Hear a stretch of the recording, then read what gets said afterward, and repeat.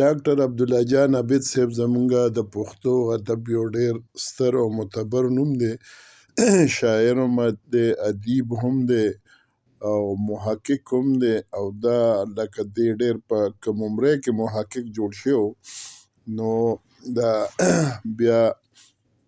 محقق دی، نقاد دی، مورخ دی، او نن سبا د علامه اقبال اوپن یونیورسټۍ د پاکستاني ژبو د پښتو څانګې د پاکستاني ژبو د څانګې چیرمن دی، د فل پروفیسر دی، پروفیسر ډاکټر عبدالله جان عابد صاحب، او زموږ ویاړ دی د پښتو شمله پې هسکه ده.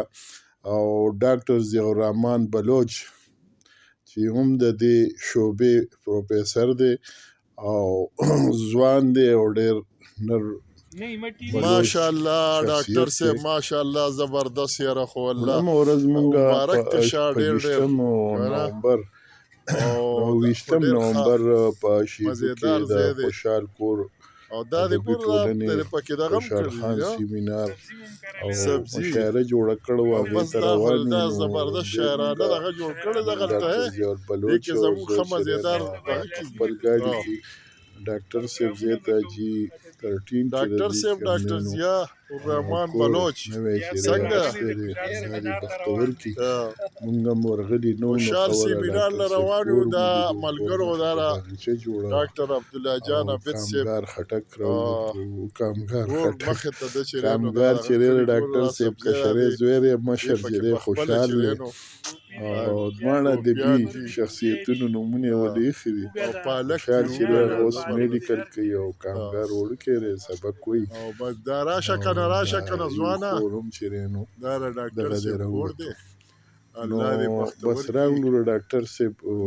کور ته، او بیا چې دی نو دې ځای نه روان شو د شهیدي په لور، او هلته لاړو ډېر ښه سیمینار وشو. او د پروفیسر اجاز خټک صاحب په کور کې دا کورینې او د اکوري عباس خان او د حسین دا ټول د خوشحال خان خټک بابا هغه چې مونږ ورته ووایو کورینې ده که نه، همدغه کورینې ده.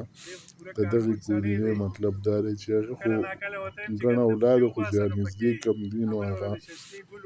دغه دی اصل چې دی نو کورینې ده. ډېر نران پښتانه خلک دي.